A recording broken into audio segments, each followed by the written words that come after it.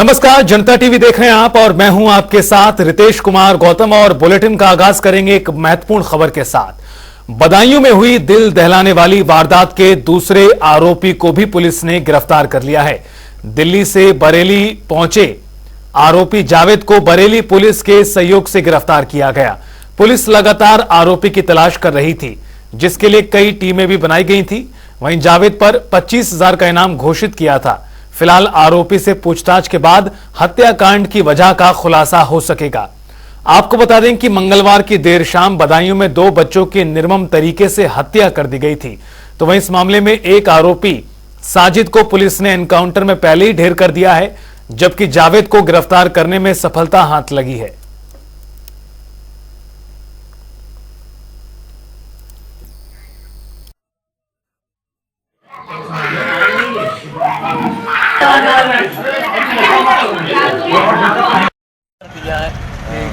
मैं तुरंत वहाँ से आया बदायूं के लिए, वहाँ पब्लिक बहुत थी। मैं सीधा दिल्ली भाग गया। मैं दिल्ली से सीधे बरेली आया हूँ अपने आप को सरेंडर करने के लिए, क्योंकि मेरे पास रिकॉर्डिंग है कई लोगों की, जहाँ से मेरे पास फोन आया कि तुम्हारे भाई ने ये कांड कर दिया है। नहीं ऐसा है। गाँव में मैं एक बात बताऊँ, सुनो मेरी फोन अभी ऑफ मैंने कर रखा। बात सुनो, तुम अभी जैसे कहने मतलब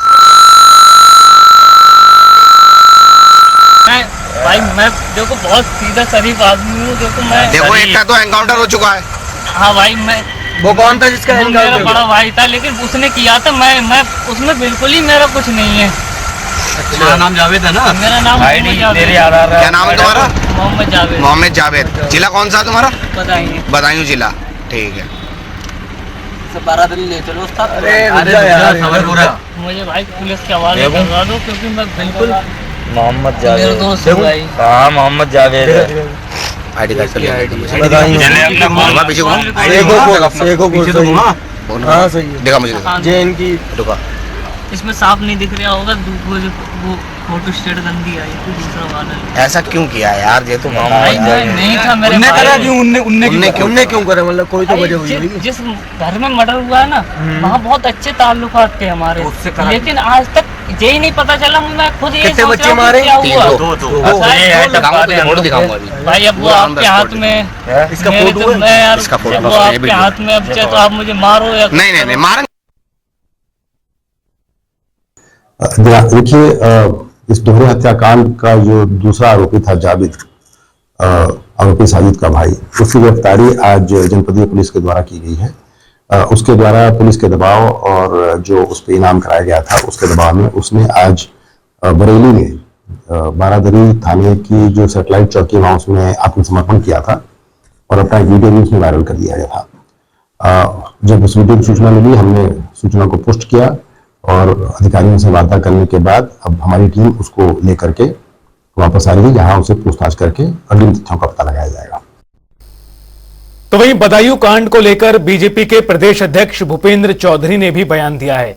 उन्होंने कहा कि हमारी पार्टी पीड़ित परिवार के साथ है और जो भी दोषी है उस पर सख्त कार्रवाई की जाएगी।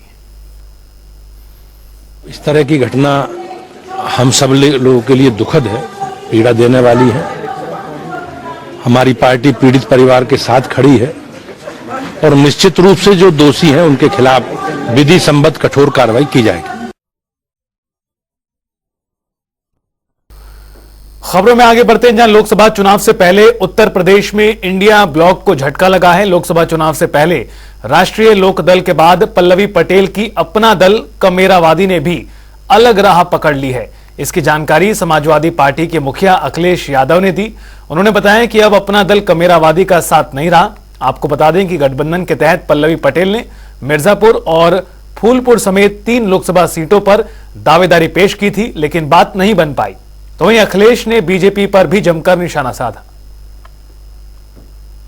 लेकिन सावधान भी रहेंगे भारतीय जनता पार्टी से। भारतीय जनता पार्टी हारेगी तो लोकतंत्र बचेगा। भारतीय जनता पार्टी हारेगी तो 1200 भीड़वा मिल के। बीजेपी प्रवक्ता राकेश त्रिपाठी ने इंडिया गठबंधन और अखिलेश यादव को लेकर जमकर निशाना साधा। राकेश त्रिपाठी ने कहा कि ऐसा कोई सगा नहीं जिसे अखिलेश यादव ने ठगने का काम ना किया हो। सगा नहीं है जिसको अखिलेश यादव जी ने ठगा नहीं है। पार्टी के संस्थापक और उनके पिता स्वर्गीय मुलायम सिंह यादव जी को मजबूर कर दिया था कि वो पार्टी से बाहर हो गए। उनको पार्टी से बाहर निकाला। वो चुनाव आयोग के पास जाकर के गुहार लगा रहे थे कि मेरी समाजवादी पार्टी मुझे वापस कर दो। पार्टी के संस्थापक सदस्य रहे और उनके चाचा शिवपाल सिंह यादव को पार्टी के बाहर का रास्ता दिखा दिया। अपनी पार्टी बनानी पड़ी थी और एक एक करके गठबंधन की पॉलिटिक्स में देखिए तो अखिलेश यादव सबसे अविश्वसनीय नेता साबित हुए। कांग्रेस से गठबंधन किया, गठबंधन टूट गया। बसपा से गठबंधन किया, गठबंधन टूट गया। आरएलडी को साथ लेकर के आए थे लेकिन साथ रख नहीं सके। सुभाषपा को साथ लेकर चले लेकिन गठबंधन आखिरकार टूट ही गया और अब कमेरावादी के साथ गठबंधन टूट गया। इसमें कोई नई बात नहीं है। सच यह है कि अखिलेश यादव का अहंकार है। अखिलेश यादव जी विरासत की सियासत से आए हैं, इसलिए जिसके जिसके साथ अखिलेश यादव जी चलते हैं उससे हाथ झटका करके हाथ तोड़ा लेते हैं, हाथ छुड़ा लेते हैं और इसीलिए आज इंडी अलायंस खंड खंड टूट रहा है। और चलिए बुलेटिन में आगे बढ़ते हैं और रुख करते हैं इस वक्त की एक बड़ी खबर का। मथुरा से बड़ी खबर सामने आ रही है जहां पर बहुजन समाज पार्टी ने ब्राह्मण कार्ड खेला है। मथुरा में डॉक्टर कमलकांत उपमन्यु को मैदान में उतार दिया है बीएसपी की ओर से। बीएसपी ने डॉक्टर कमलकांत को बनाया अपना उम्मीदवार। यमुना हमारी मां हमारी आस्था है कहना है बीएसपी उम्मीदवार का। मथुरा लोकसभा सीट पर अब मुकाबला दिलचस्प होता नजर आ रहा है। आपको बता दें कि बसपा की ओर से डॉक्टर कमलकांत को मैदान में उतारा गया है। डॉक्टर कमलकांत उपमन्यु को बीएसपी ने अपने टिकट को दिया है और उम्मीदवार बनाया है, जिसके बाद उन्होंने कहा कि यमुना हमारी मां है हमारी आस्था है। डॉक्टर कमलकांत की ओर से यह टिप्पणी की गई है बसपा उम्मीदवार घोषित किए जाने के बाद। बहुजन समाज पार्टी को लेकर लगातार चर्चाएं चल रही हैं, वो किस तरफ जाएंगी, किस तरफ से चुनाव लड़ेंगी, लेकिन वो लगातार कहती आई हैं कि वो अकेले अपने दम पर चुनाव लड़ेंगी और अब उम्मीदवारों को भी मैदान में उतारा जा रहा है। बड़ी खबर, अहम जानकारी। बीएसपी ने मथुरा लोकसभा सीट पर प्रत्याशी का ऐलान किया। मथुरा सीट से कमलकांत उपमन्यु को प्रत्याशी घोषित किया है बहुजन समाज पार्टी ने। हाई प्रोफाइल सीटों में से एक है मथुरा की सीट, जहां से बीएसपी ने अपने उम्मीदवार का ऐलान कर दिया है।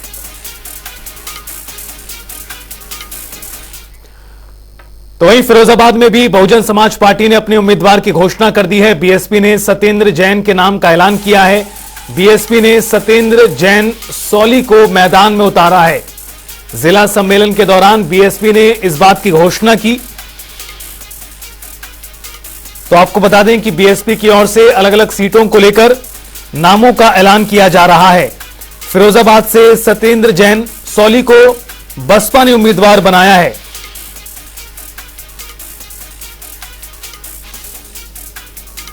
इस वक्त की बड़ी खबर आपको बता दें कि जहां एक तरफ बीजेपी है तो वहीं दूसरी तरफ समाजवादी पार्टी और कांग्रेस का गठबंधन है और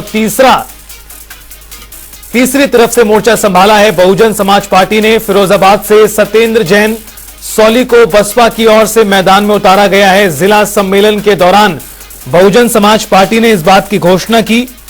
तो वहीं बीएसपी से सत्येंद्र जैन को प्रत्याशी बनाए जाने से सत्येंद्र जैन के समर्थकों में भारी खुशी देखने के लिए मिल रही है। उनके परिवार में भी खुशी का माहौल है। साथ ही साथ उनकी ओर से टिप्पणी भी की गई है। प्रत्याशी घोषित किए जाने के बाद उन्होंने कहा कि इस बार केंद्र में बहुजन समाज पार्टी के बिना सरकार नहीं बनेगी।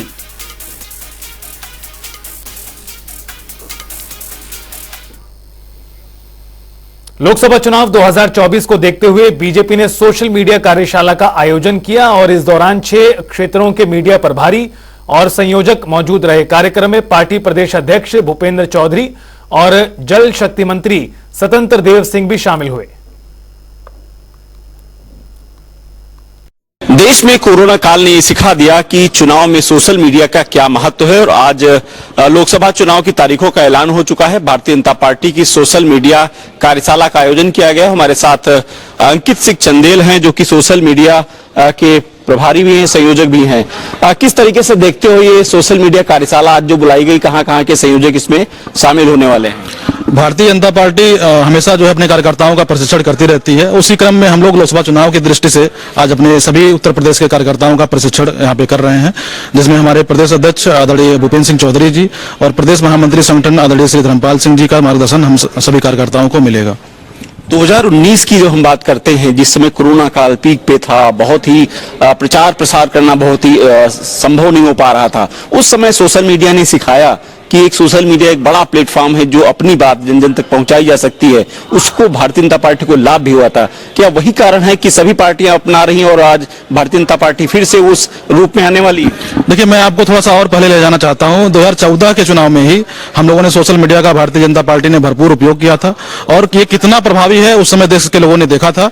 और 14 के बाद से ही हम लोग लगातार इस पे फोकस कर रहे हैं और 19 के चुनाव के बाद जो है कोरोना आने के कारण से इसका प्रभाव और बढ़ा, तो हमारे कार्यकर्ताओं ने भी इसका बढ़ चढ़ के उपयोग किया और हम इसका उपयोग अपने केंद्र सरकार की, प्रदेश सरकार की जो हमारी लोक कल्याणकारी नीतियां हैं, उपलब्धियां हैं, उनको जनता तक पहुंचाने के लिए करते हैं और आगे भी चुनाव में जो हमारे नेतृत्व की अपेक्षा होगी उसको हम लोग करेंगे। 2024 का चुनाव नजदीक है, तारीखों का ऐलान हो चुका है। ऐसे में सोशल मीडिया की क्या भूमिका होगी? किस तरीके से सरकार की जो योजनाएं, चाहे केंद्र सरकार की हो चाहे राज्य सरकार की हो, जन जन तक पहुंचाना, अपने नेताओं की, खासकर मोदी और अमित शाह या तमाम जो केंद्रीय नेतृत्व हैं, उनकी किस तरीके से प्रचार प्रसार सोशल मीडिया करने वाली है? देखिए, सोशल मीडिया के जो भी प्लेटफॉर्म्स इसमें उपलब्ध हैं उसके माध्यम से हम अपने केंद्र सरकार की जो 10 साल की उपलब्धियां हैं और प्रदेश सरकार की जो 7 वर्षों की उपलब्धियां हैं हमारे योगी सरकार की, उसको हम जनता तक लेकर के जाएंगे। सोशल मीडिया के माध्यम से उनको उसके बारे में बताएंगे और अपेक्षा करेंगे कि 2024 के इस चुनाव में मोदी जी तीसरी बार प्रधानमंत्री बनेंगे और हम लोग 400 पार का जो नारा हमारे नेतृत्व ने दिया है उसको हम पूरा करने का काम करेंगे। शुक्रिया। तो आज Bharatiya Janata party social media की कार्यशाला है। इस कार्यशाला में जो सरकार की योजनाएं हैं, केंद्र सरकार की हो चाहे उत्तर प्रदेश सरकार की हो, उनको कैसे जनता तक पहुंचाया जाए और ऐसे में एक बहुत बड़ा एक प्लेटफॉर्म होगा सोशल मीडिया, जो कि 2024 के चुनाव में तमाम जो पार्टियां, हालांकि सभी अपना रही, लेकिन भारतीय जनता पार्टी ने 2014 से लगा के और अब 2024 में जिस तरीके से सोशल मीडिया का एक बड़ा प्लेटफॉर्म विस्तार किया है, वो कितना फायदा मिलेगा फिलहाल 2024 का परिणाम ही बताएगा। कैप्टन आशीष के साथ रूप सिंह, जनता टीवी, लखनऊ।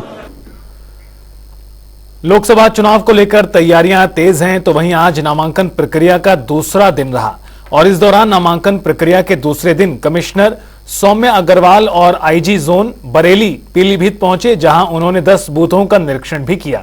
साथ ही विकलांग मतदाताओं के लिए रैंप मुहैया करवाने का अधिकारियों को निर्देश दिया।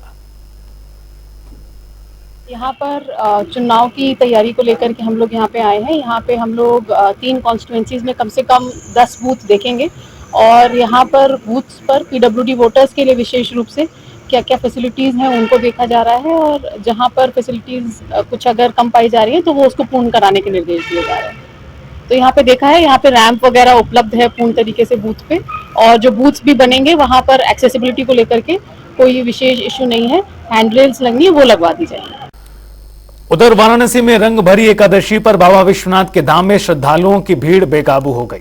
बता दें कि श्री काशी विश्वनाथ गली और ढूंढीराज गेट तक तिल रखने की जगह भी नहीं थी। ऐसे में भी जबरदस्त तरीके से भीड़ बेकाबू होती नजर आई। इस दौरान पुलिस द्वारा हल्का बल का प्रयोग भी किया गया।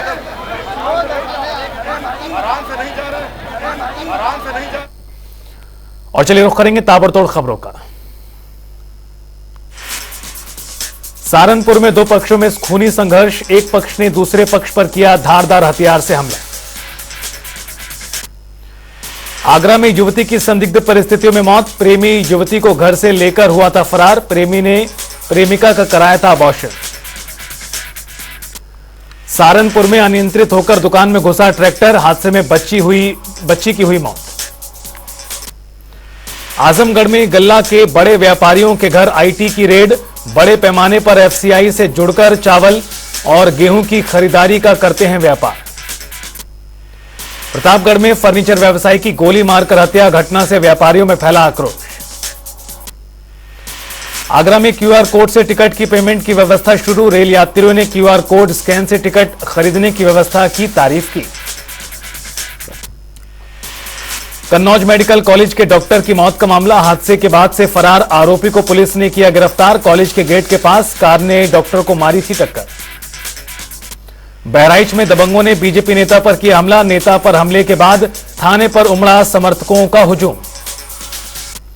बरेली में पड़ोसी ने महिला पर किया जानलेवा हमला, घायल अवस्था में पुलिस ने महिला को कराया भर्ती, महिला ने थाने में दी शिकायत, मामला दर्ज। बांदा में एक युवक के हत्याकांड का खुलासा, 4 हत्या आरोपी गिरफ्तार। अमरोहा में संदिग्ध अवस्था में सरकारी आवास के पीछे गड्ढे में मिला रेलवे कर्मचारी का शव का कराया गया पोस्टमार्टम। रेलवे स्टेशन पर स्टेटमेंट के पदक पर तैनात थे मृतक। इटावा थाना परिसर में पीस कमेटी की बैठक, नागरिकों को त्योहार और चुनाव को लेकर दिए गए निर्देश। पीलीभीत के नेशनल हाईवे पर ट्रक और बस की टक्कर, हादसे में 1 दर्जन से अधिक लोगों को आई चोटें। इटावा में दीवार ढहने से मजदूर की मौत, परिजनों में मचा कोहराम। नई दीवार के लिए नींव खोदते समय हादसा। ललितपुर रोड के जैन मंदिर में बदमाशों ने की चोरी, भगवान की मूर्तियां समेत छत्र पर हाथ साफ। आक्रोशित जैन समाज ने पुलिस में दर्ज कराया मुकदमा। फिरोजाबाद में संदिग्ध परिस्थितियों में हुई विवाहिता की आत्महत्या, मायके वालों ने ससुराल पक्ष पर हत्या के आरोप लगाए। 2 साल पहले हुई थी शादी का। सहारनपुर के निजी नर्सिंग होम में वृद्धा की मौत पर परिजनों ने काटा हंगामा, डॉक्टर पर लगाए गलत ऑपरेशन के आरोप, पुलिस ने कार्रवाई का आश्वासन दिया। अमेठी में पुरानी रंजिश के चलते दबंगों ने युवक पर किया धारदार हथियार से हमला, गंभीर रूप से घायल। परिजनों ने घायल युवक को अस्पताल में कराया भर्ती। अलीगढ़ में सरकार की करोड़ों की योजनाओं को स्वास्थ्य विभाग लगा रहा पलीता, मुख्य चिकित्सा अधिकारी के कार्यालय पर जंग खा रही एम्बुलेंस। फर्रुखाबाद में युवक ने फांसी लगाकर जान देने का किया प्रयास, परिजनों ने गंभीर अवस्था में कराया भर्ती। जमीन बंटवारे को लेकर जुड़ा हुआ है मामला। प्रयागराज में पेट्रोल पंप में डीजल के साथ निकला पानी, अधिवक्ता ने आला अधिकारियों से की शिकायत, मैनेजर ने टैंकर में खराबी होने का कारण दिया। अलीगढ़ में बेखौफ खनन माफिया, सड़कों पर किया जा रहा अवैध खनन, शिकायतों के बाद भी कोई कार्रवाई नहीं। फिरोजाबाद में अवैध हथियार फैक्ट्री का भंडाफोड़, संचालक गिरफ्तार, कब्जे से देसी कट्टा और हथियार बनाने का सामान बरामद। अयोध्या से लखनऊ आ रही बस पर अज्ञात लोगों ने किया पथराव, बस में बैठे सवारी को आई चोटें।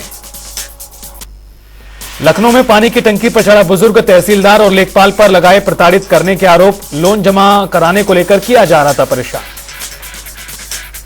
रायबरेली में खेलते समय बच्ची कुएं में गिरी, कुएं में गिरने से बच्ची की दर्दनाक मौत। आगरा में लोकसभा चुनाव को लेकर जिले भर में चलाया जा रहा चेकिंग अभियान, सीमावर्ती जिले से आने वाले वाहनों पर सख्त नजर। लोकसभा चुनाव में पीलीभीत बना चर्चा का विषय, कल से शुरू हुई नामांकन प्रक्रिया। नामांकन प्रक्रिया शुरू होने के बाद भी सपा और बीजेपी ने नहीं उतारे अपने प्रत्याशी। आगरा में 15,000 की रिश्वत लेते रंगे हाथ राजस्व निरीक्षक गिरफ्तार, राजस्व निरीक्षक पर किया गया केस दर्ज, सदर तहसील में तैनात है राजस्व निरीक्षक योगेंद्र। फिरौती की रकम नहीं मिलने पर दरिंदों ने बच्ची को मौत के घाट उतारा, कर्ज चुकाने के लिए गांव के ही लोगों ने रची थी बच्ची के अपहरण की साजिश। बागपत के चांदीनगर थाना क्षेत्र में दबंगों के हौसले बुलंद, 2 बाइक सवार दबंग युवक पर की फायरिंग, पुलिस ने तमंचे के साथ युवक को हिरासत में लिया। इटावा के भरतना कस्बे में पुलिस ने चलाया सघन चेकिंग अभियान, एसएसपी के निर्देश में चेकिंग अभियान। नोएडा पुलिस गिरफ्त में आए फ्रॉड, नोएडा में फर्जी जीएसटी फर्म का दुरुपयोग, अरबों रुपयों का हुआ फ्रॉड, 25,000 के इनामी बदमाश गिरफ्तार। यूपी में नीट पीजी परीक्षा की तारीख बदली, 23 जून को होंगी परीक्षाएं, पहले 7 जुलाई को होना था एग्जाम। लखनऊ में मनाया जा रहा वर्ल्ड हेड इंजरी दिवस, केजीएमयू में 1 दिन की कार्यशाला का आयोजन। मथुरा में श्री कृष्ण जन्मभूमि की केशव वाटिका में होली की धूम, भगवान श्री कृष्ण की लीलाओं और ब्रज की होलियों का मंचन, फूलों की होली, लड्डू मार होली का हुआ आयोजन। आजमगढ़ के तहबरपुर में शादी का झांसा देकर दुष्कर्म का मामला, अश्लील वीडियो बनाकर धमकी दी गई।